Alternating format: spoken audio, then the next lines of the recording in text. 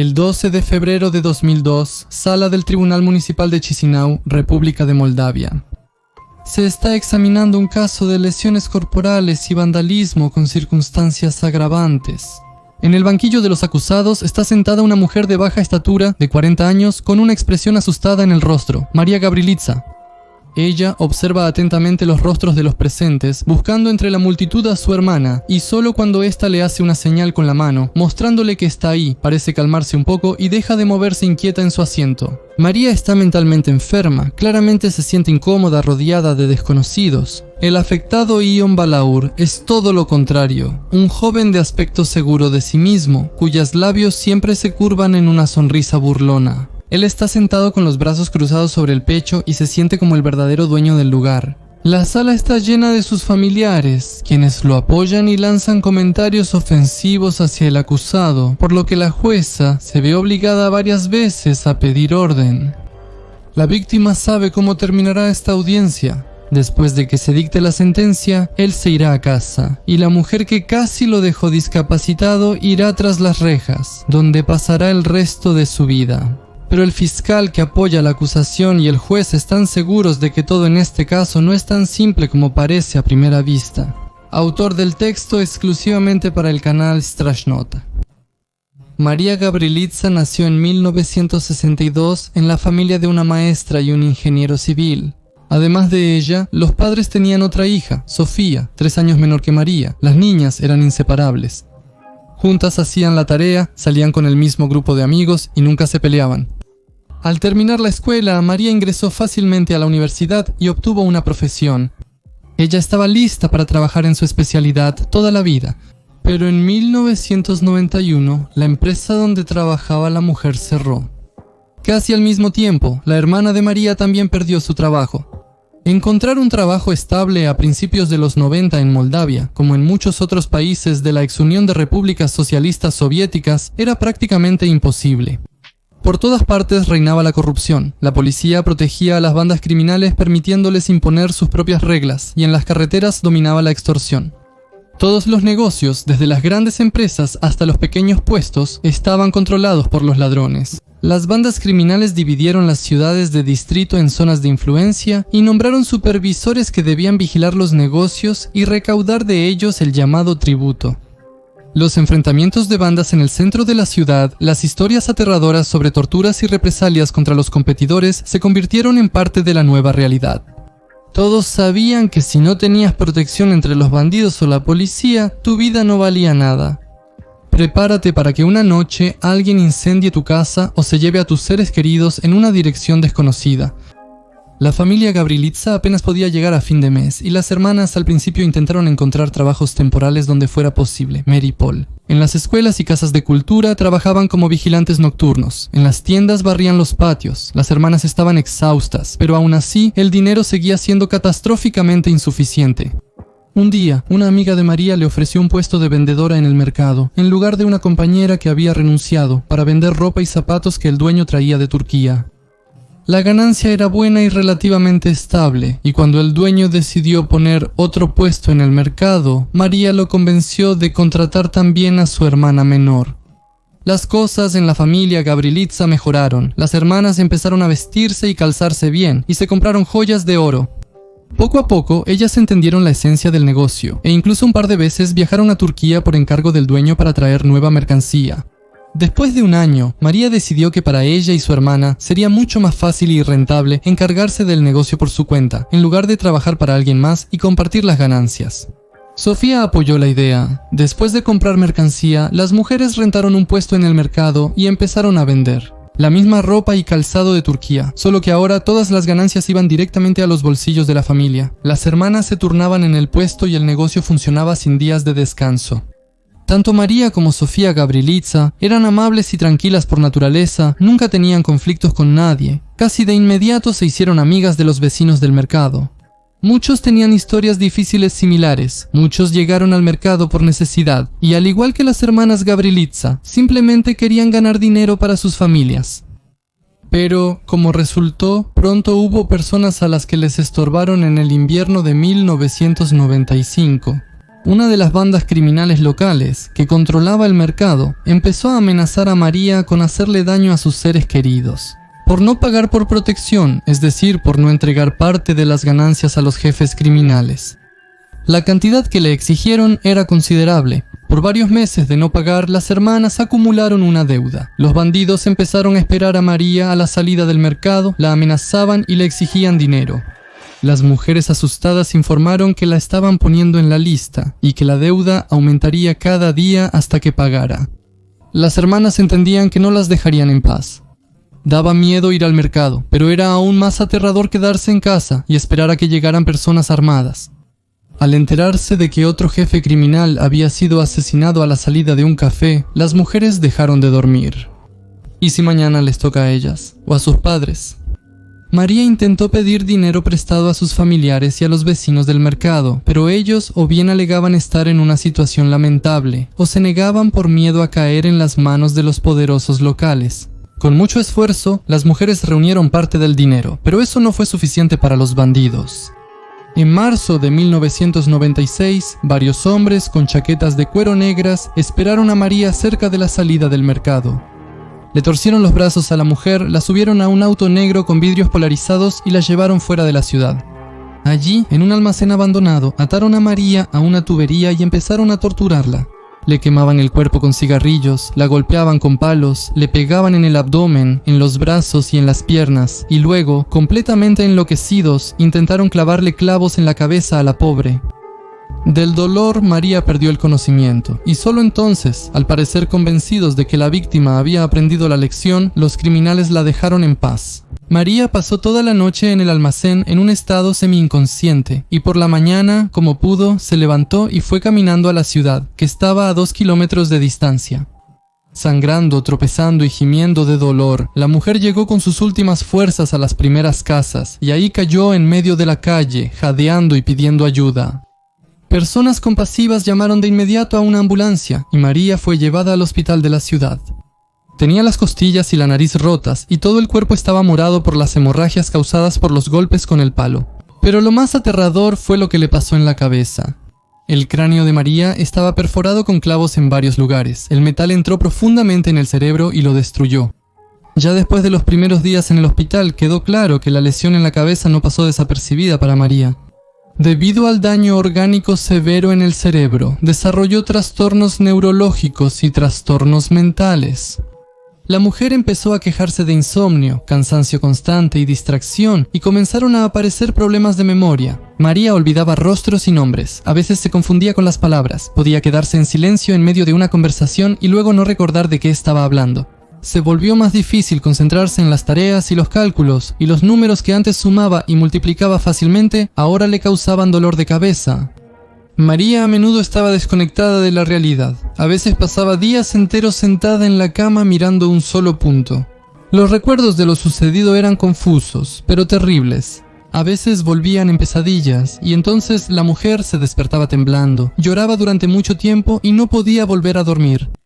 La policía llevó a cabo una investigación del crimen. Formalmente, María asustada y su hermana no dieron nombres, temiendo una nueva represalia, y las autoridades no querían interponerse en el camino de los poderosos dueños del mercado. El caso estuvo un tiempo en el escritorio de los investigadores y luego fue guardado en la caja fuerte, como otro expediente sin resolver.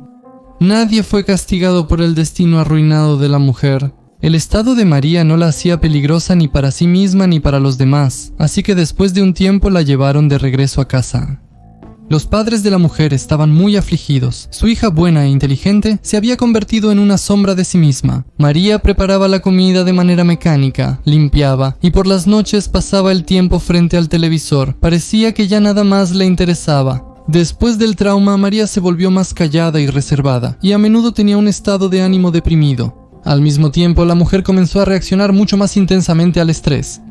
Una palabra descuidada o la rudeza no solo la herían, sino que provocaban un estallido de agresión. María empezaba a maldecir sin control, romper platos y lanzar objetos contra la pared. Los médicos diagnosticaron encefalopatía traumática, una lesión cerebral relacionada con un traumatismo cráneoencefálico. Era una condición irreversible con la que ahora la mujer tendría que vivir el resto de su vida. Los planes para su propio negocio, familia y hogar quedaron en el olvido. María quedó discapacitada. Mientras María se recuperaba, Sofía tuvo que arreglársela sola. Se mudó a otro mercado en el extremo opuesto de la ciudad y, aprendiendo de la amarga experiencia, empezó a pagarle de inmediato tributo a las autoridades locales. Para ese entonces vivía con un hombre, y él a menudo la llevaba al mercado y la recogía para llevarla a casa. Sofía tenía miedo de ver las chaquetas negras conocidas, pero resultó que a nadie más le importaban las hermanas Gavrilitsa. Nadie le recordaba la deuda, pero pasó mucho tiempo antes de que Sofía dejara de tener miedo. María, en cambio, durante mucho tiempo no podía obligarse ni siquiera a salir de la casa. La invadía el miedo y veía bandidos por todas partes. Parecía que la mujer pasaría el resto de su vida entre cuatro paredes. A finales de 1996, Sofía se casó y se mudó con su esposo. Sin embargo, no se olvidaba de su hermana y la visitaba con frecuencia, preocupándose y entristeciéndose. «Tienes que seguir adelante», le decía a María. «Eres mi hermana, no te voy a abandonar». Una vez convenció a su hermana de ir con ella al mercado, ayudar a acomodar la mercancía, vigilarla mientras ella iba al almacén y sostener el espejo mientras los clientes se probaban la ropa que les gustaba. Al volver a su lugar habitual detrás del mostrador, María parecía revivir. Con gusto se puso a trabajar, hablaba con los clientes, les daba consejos y ayudaba con las pruebas de ropa. Sofía se alegró al ver que su hermana, después de muchos meses de mal humor, parecía volver en sí. Pronto María empezó a ir al mercado con su hermana. Por supuesto, los clientes notaban que era una persona con problemas mentales, pero la mujer era amable y amistosa, y se notaba que hacía todo lo posible. En su mayoría, la gente era paciente y comprensiva con María. Solo a los vecinos de Sofía en la misma fila, el matrimonio Balaur, por alguna razón, la presencia de la mujer enferma les arruinaba la vida. Desde el primer día, tanto él, Balaur, como su esposa Alexandra, le dejaron claro a María que no era bienvenida allí. A la mujer constantemente la llenaban de insultos como idiota, tonta retrasada, y a menudo acompañaban todo eso con lenguaje vulgar. Si María se encontraba con alguno de los Balaur en el camino, podían reírse en su cara. Después de eso, la mujer normalmente se acurrucaba en una esquina de la tienda y por un tiempo no podía trabajar. Sofía protegía a su hermana como podía, pero los Balaur, conscientes de su impunidad, no se detenían. Parecía que les daba un placer especial burlarse de una persona con problemas mentales que no podía defenderse. En cuanto Sofía se iba, los insultos volvían a fluir en voz alta para que todos alrededor los escucharan. Los demás vendedores en su mayoría no se metían en las relaciones de los Balaurov con los vecinos y no tomaban partido por ninguno de los dos lados. Y él era impulsivo y grosero, podía defenderse fácilmente y no se contenía en sus palabras. Seguramente sentían compasión por María, pero pocos querían hacerse de enemigo a una persona así. La situación se agravó un día del verano de 1999. Como de costumbre, las hermanas estaban juntas en el mostrador. Hacía mucho viento y tenían que estar pendientes todo el tiempo para que las cosas no se volaran del mostrador al suelo. Además, empezó a lloviznar cuando María salió de debajo del toldo para recoger las cosas que se estaban mojando con la lluvia. Esto lo notó Alejandra Balaur, quien ese día estaba trabajando sin su esposo. A María le costaba trabajo sostener los ganchos y algunas cosas se le cayeron de las manos y terminaron en el suelo. Esto de inmediato se convirtió en motivo de burlas. «Miren qué torpe, vas a tirar todo», gritó Alejandra y siguió insultando a María. Pero la chica no aguantó más y le amenazó con arañarle los ojos a Alejandra. Sus palabras fueron para Balaur como una bandera roja para un toro. «¿Quieres pelear? Vamos, sal, te voy a dar una paliza», gritó Alejandra. Las mujeres salieron de detrás de los mostradores y empezaron a insultarse mutuamente, acercándose cada vez más. Ya estaban a punto de pelearse, pero otros vendedores las separaron, quienes, en ausencia de Ion, eran un poco más valientes. Ese día no llegaron a los golpes. Por supuesto, Alexandra le contó a su esposo lo que había pasado, y él se enfureció. Si antes a los Balaurov simplemente les molestaba la presencia de una mujer con problemas mentales cerca, ahora sentían un verdadero rencor hacia las hermanas Gavrilitsa. Apenas esperaban a que Sofía saliera por mercancía o por otros asuntos, y se lanzaban contra María con insultos, le aconsejaban que se fuera al manicomio y se burlaban de su manera de hablar. María prefería acurrucarse en una esquina de la tienda y esperar a que los Balaurov se callaran. La ofensa y la amargura se acumulaban dentro de ella, pero la mujer le tenía demasiado miedo a Ion Balaur y su enojo no era suficiente para vencer el miedo. Pero en junio de 2001 la explosión finalmente ocurrió. Era domingo. Sofía, como de costumbre, fue al almacén por mercancía en el contenedor que estaba al otro extremo del mercado. María se quedó sola y en cuanto su hermana desapareció de la vista. Entonces los Balauri empezaron con lo suyo, comenzaron a insultarla, a burlarse de lo torpe que movía la mercancía, a reírse de lo lenta y distraída que era. Como si eso no fuera suficiente, él salió de su tienda y se acercó a la tienda de las hermanas Gabrilitsa.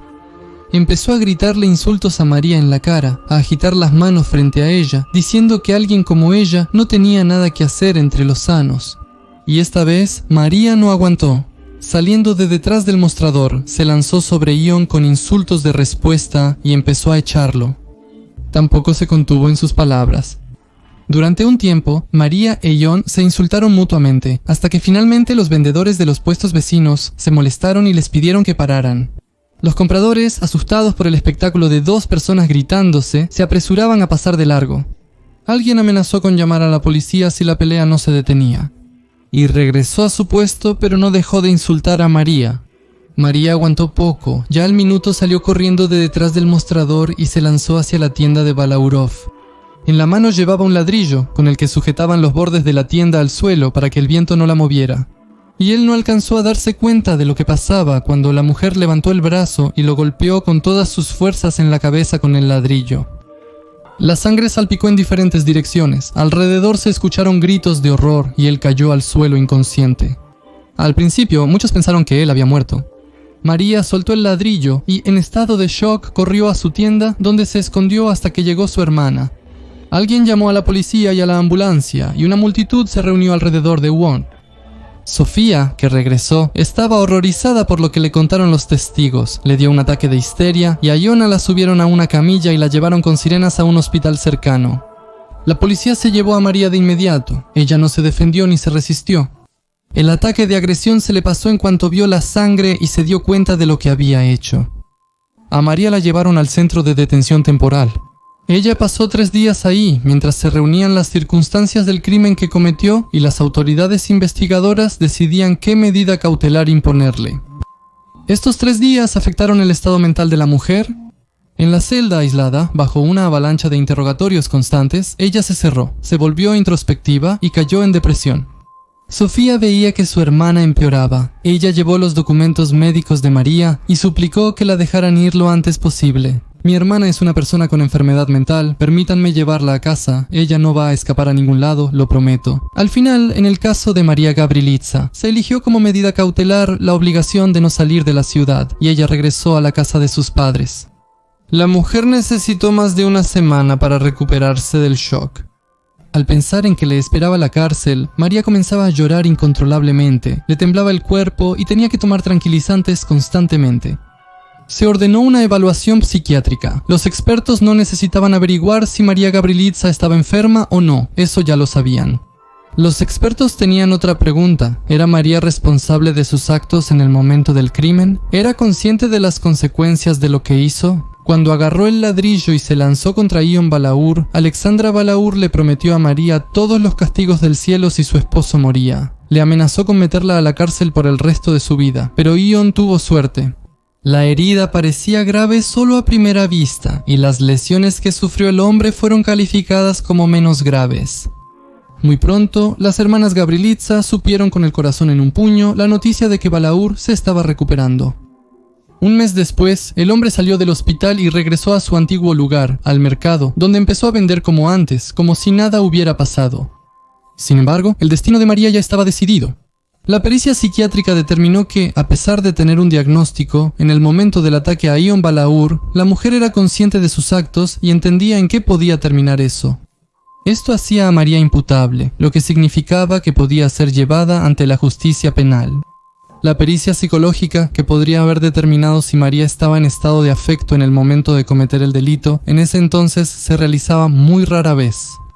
En el territorio de Moldavia solo había un especialista de ese nivel, y no fue convocado para el caso de María Gabrilitsa. Durante la investigación también se entrevistó a los testigos. Todos, sin excepción, afirmaron que los Balauri insultaban y humillaban repetidamente a María, y que él también solía usar lenguaje vulgar hacia ella. Esto continuó durante mucho tiempo, meses, si no es que años. También recordaron el conflicto de verano, después del cual la enemistad entre los Balauri y Gabrilitsa se intensificó. Los testigos también describieron la pelea en sí y basándose en sus testimonios, así como en los de María y John Balaur, la investigación reconstruyó el cuadro del crimen. Y la situación no pintaba nada bien para la mujer. Teniendo en cuenta la pelea, el ladrillo en la mano de María y las lesiones físicas que sufrió Ion Balaur, el delito fue tipificado de inmediato bajo 2 artículos del Código Penal de Moldavia. Según el artículo 96, María Gabrilitsa enfrentaba hasta 3 años de prisión por causar lesiones corporales menos graves. Según el artículo 218, parte 3, se trata de vandalismo especialmente grave cometido con el uso de un objeto para causar lesiones corporales u otro daño a la salud. María podría haber ido a la cárcel hasta por 7 años. Con esa calificación, no era posible sustituir la privación de libertad por una multa o una sentencia condicional. María tenía que ir a la cárcel, y ambas hermanas Gabrilitsa entendían que de ahí ya no regresaría. La cárcel la va a quebrar, será un boleto de solo ida. Mientras tanto, Ion Balaur celebraba, su venganza se había cumplido. La mujer con problemas mentales, que tanto lo irritaba solo por existir, ya no volverá a aparecer ante sus ojos. Prisión, hospital psiquiátrico. A él no le importaba a dónde fuera María, lo principal era que ya no la volvería a ver. Al encontrarse con Sofía cerca de la tienda, le sonreía de manera burlona y le preguntaba: ¿Cómo está tu hermana? Desesperada y destrozada por lo sucedido, la mujer aprovechó la primera oportunidad que tuvo para mudarse a otro lugar, lejos de la familia Balaurov. Si tan solo ella y María lo hubieran hecho antes, pero ya no había forma de volver atrás. Se acercaba la audiencia judicial y María hablaba cada vez más seguido de que moriría en la cárcel. Ella había adelgazado, pasaba días enteros en la cama y a veces se negaba a comer. Parecía que la mujer conscientemente se estaba llevando a la tumba antes de tiempo. Cuando llegó el 12 de febrero, María se despidió de sus padres y se dirigió a la sala del tribunal, sabiendo que nunca volvería a ver su hogar. Pero entonces intervinieron fuerzas externas. El 12 de febrero de 2002, en la sala del Tribunal Municipal de Chisinau, República de Moldavia, el fiscal, que representaba la acusación estatal, leyó el acta de acusación del caso y regresó a su lugar. Comenzó el interrogatorio, declararon los acusados, las víctimas y los testigos. En el acta de acusación la situación se presentaba de manera completamente clara. Una mujer con enfermedad mental, pero imputable, después de una pelea atacó a la víctima con un ladrillo y le causó lesiones corporales. Sin embargo, a medida que cada una de las partes del proceso contaba su versión de la historia ante el tribunal, empezaba a surgir una imagen completamente diferente. Un hombre adulto, mentalmente sano, durante mucho tiempo insultó y humilló la dignidad humana de una persona enferma. Una mujer que había sufrido un grave traumatismo craneal se vio obligada a soportar indefensa los ataques, entendiendo que no podía hacer nada por sí misma y que nadie vendría a ayudarla. María Gabrilitsa estuvo mucho tiempo en un estado constante de estrés y miedo. Su colapso, el colapso de cualquier persona obligada a escuchar insultos y burlas constantes, era solo cuestión de tiempo. En el caso de María, la lesión que sufrió hizo que reaccionara de manera más agresiva al estrés. Ese día solo necesitó unas cuantas palabras para perder el control sobre sí misma. Y los fiscales, el juez, vieron que María Gabrilitsa no era una criminal fría y calculadora, sino una mujer con problemas mentales que era constantemente provocada y humillada. Al mismo tiempo, quedó claro que una sentencia de prisión era un castigo demasiado severo para una persona con el estado mental de María. La mujer sufrió muchísimo durante los 3 días en el centro de detención temporal. Varios años en una celda definitivamente no lo soportaría. Pero ¿tenía el tribunal otra opción? Después de que las partes expresaron sus argumentos, la jueza anunció que los alegatos se posponen para el día siguiente. Ella y el fiscal se encontraron a la salida de la sala y empezaron a hablar sobre el caso. De camino a la secretaría, resultó que ambos pensaban en lo mismo. ¿Cómo se puede ayudar a María Gabrilitsa? ¿Cómo se puede aliviar su destino? Por supuesto, no se puede escapar de los crímenes. María e Ion discutían en voz alta. Todos lo oyeron y lo vieron. Ella tomó un ladrillo y golpeó al hombre en la cabeza. También hubo testigos de esto.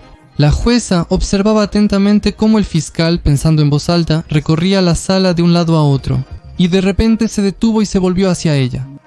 Tengo una idea. Podemos dividir el delito en 2 partes. La escucho, dijo la jueza, y el fiscal explicó. Era lógico suponer que María Gavrilitsa no tenía intención de cometer un delito cuando inicialmente salió corriendo de la tienda. Y el balaúr la insultó, y la mujer decidió responderle de la misma manera. Gritaban, decían groserías y alteraban el orden público. Pero María no tenía intención de atacar a Balaúr ni de hacerle daño. Sin embargo, cuando María se fue a su casa, Balaúr siguió insultándola. Y entonces, ya después de la pelea, a la mujer se le ocurrió una intención espontánea. Agarró un ladrillo y golpeó a John con él. Estos dos episodios, la pelea y el golpe, estuvieron separados en el tiempo. Deben considerarse no juntos, sino por separado. La jueza, después de escuchar al fiscal, declaró que él es un genio. Fue una decisión brillante. Realmente pudieron salvar a María de la cárcel. Cuando al día siguiente se anunció la sentencia, las primeras palabras hicieron que María Gavrilitsa y su hermana rompieran en llanto de alegría. Por una grave violación del orden público, María Gavrilitsa fue sancionada administrativamente y tuvo que pagar una multa. El caso penal por el cargo de vandalismo fue cerrado. Por causar lesiones corporales menos graves, María Gavrilitsa fue condenada a 1 año de prisión, pero la sentencia fue condicional. María salió de la sala del tribunal siendo una persona completamente diferente. Ella y Sofía entendieron que el juez y el fiscal, en sentido literal, la salvaron. Las hermanas, con lágrimas en los ojos, empezaron a agradecer al juez, pero el fiscal ya no tenía tiempo. Lo esperaban el siguiente caso y los destinos de otras personas.